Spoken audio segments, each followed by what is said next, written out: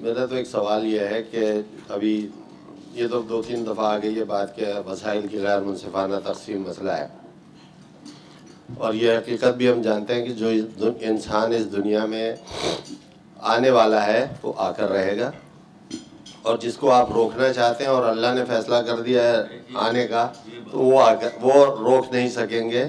وہ جو آج کل بڑا مشہور ہوا تھا نا، روک سکو تو روک لو، اس کو نہیں روک سکیں گے۔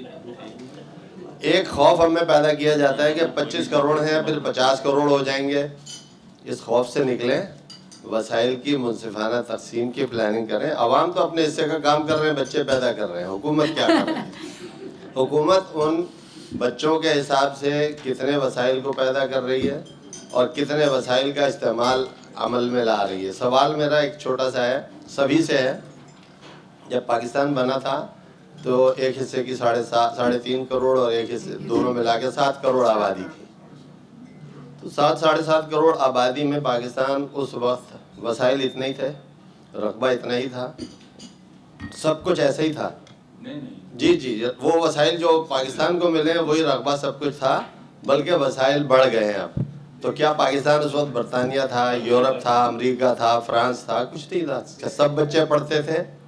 سب بچے نہیں پڑھتے تھے، تعلیم عام نہیں تھی۔ تو اس کا مطلب یہ ہے کہ بد انتظامی شروع سے ہی چل رہی ہے۔ یہ بھی عجیب اتفاق ہے، لطیفہ ہے کہ 11 جولائی کو عالمی یوم آبادی ہے، اور 11 جولائی 1958 کو پہلا قرضہ IMF سے پاکستان نے لیا تھا۔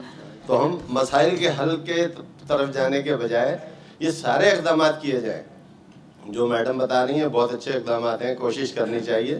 لیکن دیکھیں جہاں غلطی ہے، غلطی اس طرف ہے، وہ ابھی انہوں نے نام نہیں لیا تھا، میں نام بھی لے سکتا ہوں، لیکن میں یہ کہہ رہا ہوں غلطی سرکار کی طرف ہے۔ سرکار پلاننگ کرے، شہر کی آبادی بڑھ جائے تو نیا شہر بسا دو، ہمارے نبی صلی اللہ علیہ وسلم کا فرمان ہے۔ ہم آبادی نہیں، آبادی کم نہ کرو، آبادیاں کنٹرول شہر بساتے جاؤ، تو پھر وہی بات ہے، روک سکو تو روک لو۔